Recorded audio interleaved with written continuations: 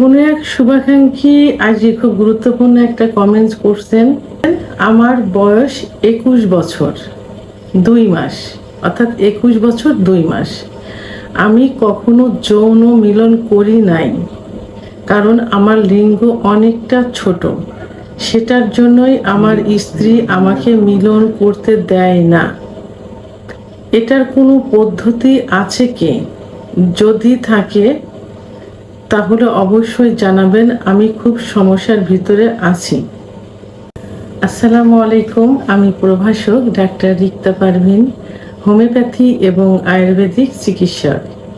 এই কমেন্টসটা প্রায়ই কিন্তু থাকে এবং অনেকেই এটা জানতে চায় এবং এই সমস্যায় কিন্তু ভুগছে। কেউ বলে, কেউ বলতে চায় না, লজ্জা পায় ইত্যাদি। অর্থাৎ তার কথা এটাই বোঝা যাচ্ছে যে তার বয়স 21 বছর। সে ভয়ে কোনো যৌন মিলন করেনি, বিয়ের পরে স্ত্রীর সঙ্গে যৌন মিলন করেনি, কারণ তার লিঙ্গ অনেক ছোট। এখন এই ছোট লিঙ্গ দিয়ে সে স্ত্রীকে সুখ দিতে পারবে কিনা সেই পদ্ধতিটাই জানতে চেয়েছেন। ধন্যবাদ অনেক সুন্দর একটা কমেন্ট করার জন্য। তো বাংলাদেশ সহ এশিয়া মহাদেশের পুরুষের লিঙ্গের গড় সাইজ 6.2 ইঞ্চি। বাংলাদেশের পুরুষরা সাধারণত 4-4.5 ইঞ্চির মধ্যে, অর্থাৎ বাংলাদেশের পুরুষের লিঙ্গের গড় সাইজ 4, 4.5 এবং 5-এর মধ্যে সীমাবদ্ধ থাকে। এর থেকেও ছোট থাকে, কারো দেখা যায় 3 ইঞ্চি, 3.5 ইঞ্চি হয়ে থাকে। আবার কারো একেবারে ছোট থাকে, যেটা 2.5 ইঞ্চি, 2 ইঞ্চি। এটাকে মাইক্রো পেনিস বলে, অর্থাৎ ছোট পেনিস। তো এখন এই ছোট পেনিস দিয়েও কিন্তু স্ত্রীকে সুখ দেওয়া সম্ভব হয়। আমাদের প্রথমে জানতে হবে যে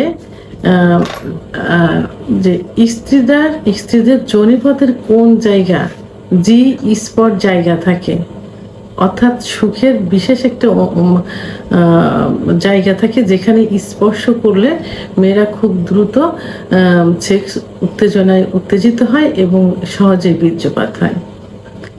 এই জি স্পট জায়গাটা যারা একটু বেটে মেয়ে থাকে তাদের 1.5 থেকে 2 ইঞ্চির মধ্যে সীমাবদ্ধ থাকে। যোনির মুখ থেকে ভিতরে 1.5 থেকে 2 ইঞ্চি। আর যারা লম্বা থাকে তাদের 2 থেকে 2.5 ইঞ্চির মধ্যে সীমাবদ্ধ থাকে যোনির মুখ থেকে। এবং এর অবস্থানটা কোথায় থাকে? এর অবস্থান থাকে যোনির ভিতরে উপরের দিকে। প্রসাবের জায়গা ঠিক নিচ বরাবর থাকে, অর্থাৎ নিচেই থাকে রেকটাম বা মলদ্বার, 2 পাশে থাই বা রান থাকে। তার উপরে যে প্রসাবের যে জায়গা থাকে তার ঠিক নিচ বরাবর এই জি স্পট জায়গাটা থাকে। তাই এখন গড়ে হলো 1.5 থেকে 2.5 ইঞ্চির মধ্যে কিন্তু স্ত্রীদের সুখের স্থান জি স্পট জায়গাটা থাকে, যেখানে পুরুষের পুল্লিঙ্গ স্পর্শ করলে, সংঘর্ষ করলে বীর্যপাত হয়। তাহলে এই যে 2.5 ইঞ্চি, 2 ইঞ্চি লিঙ্গ দিয়েও কিন্তু স্ত্রীকে সুখ দেওয়া সম্ভব। কিভাবে করতে হবে? একটু টেকনিক অবলম্বন করতে হবে।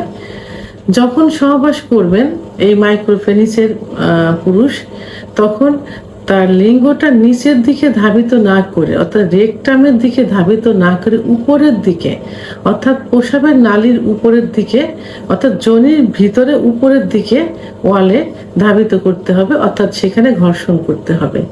তাহলে 1.5 ইঞ্চি, 2 ইঞ্চি, 2 ইঞ্চি, 2.5 ইঞ্চি লিঙ্গ দিয়েও কিন্তু স্ত্রীকে সুখ দেওয়া যাবে। উপরের দিকে ধাবিত করে কয়েকবার ঘর্ষণ দিতে হবে এবং স্ত্রীকে পর্যাপ্ত আদর করতে, অর্থাৎ ফোর পেলে করতে হবে। এই টেকনিকটা হলো সহবাসের পূর্বে স্ত্রীকে প্রচন্ড ফোর পেলে করতে হবে, অর্থাৎ আদর করতে হবে। আদর করার কিছু কিছু জায়গা আছে যে জায়গায় স্পর্শ করলে স্ত্রীরা খুব সহজেই উত্তেজিত হয় এবং অর্গাজম হয়। তা এখন মাইক্রো প্রিন্সের এই পুরুষেরা স্ত্রীকে এত পরিমাণে ফোরফিলে করবে যেন 2-3 বার অর্গাজম হয়, অর্থাৎ কামরাজ বেরিয়ে যায়। তখন স্ত্রী নিজেই বলবে যে এখন তুমি সহবাসে আসতে পারো। তখন কি করবেন? তখন সহবাস শুরু করে লিঙ্গটা নিচের দিকে ধাবিত না করে উপরের দিকে ধাবিত করে ঘর্ষণ করতে থাকবে এবং সহবাস চলাকালীন অবস্থায় স্ত্রীকে ফোরফিলে করতে হবে। তাহলে খুব তাড়াতাড়ি অর্থাৎ যোনির মধ্যে প্রবেশের 2-1 মিনিটের মধ্যে কিন্তু স্ত্রীর বীর্যপাত হয়ে যাবে। এই টেকনিকটা অবশ্যই অবলম্বন করতে হবে। এবং যাদের পেনিস 2 ইঞ্চি তারা কি করবেন? তারা একটু টেকনিক অবলম্বন করে লম্বা মেয়ে বিয়ে করবেন না, একটু বেটে মেয়ে বিয়ে করবেন। কারণ বেটে মেয়েদের জি স্পট জায়গাটা 1.5 থেকে 2 ইঞ্চি ভিতরে থাকে। আর যাদের 2 থেকে 2.5 ইঞ্চি পেনিস থাকে তারা আপনারা মিডিয়াম সাইজের মেয়েদের বিয়ে করতে পারেন, কারণ 2.5 ইঞ্চির উপরে কিন্তু জি স্পট জায়গা থাকে না। তাহলে এখন এই শুভাকাঙ্ক্ষী, আমার ছোট্ট এই শুভাকাঙ্ক্ষী সহ সবার উদ্দেশ্যে, যারা এই সমস্যায় ভুগছেন সবার উদ্দেশ্যে বলছি, আপনাদের লিঙ্গ যদি ছোট থাকে অর্থাৎ মাইক্রোপেনিস হয়, আপনারা চিন্তিত হবে না, শুধুমাত্র একটু টেকনিক অবলম্বন করবেন। সেটা কি? স্ত্রীকে পর্যাপ্ত ফোরফিলে করে উত্তেজিত করে সহবাসে লিপ্ত হবেন, লিঙ্গকে নিচের দিকে ধাবিত না করে উপরের দিকে ধাবিত করে, এবং সেখানে ঘর্ষণ করবেন। সে মিলনে যাওয়ার পরেও স্ত্রীকে পর্যাপ্ত ফোরফিলে করবেন। এই কিছু টেকনিক অবলম্বন করলে খুব দ্রুত স্ত্রী বীর্যপাত হয়ে যাবে। ভিডিওটি সম্পর্কে যদি কোনো মতামত থেকে থাকে অবশ্যই কমেন্টসের মাধ্যমে জানাবেন। আর ভিডিওটি ভালো লাগলে লাইক, কমেন্ট, সাবস্ক্রাইব করে আমার সঙ্গে থাকুন। আল্লাহ হাফেজ।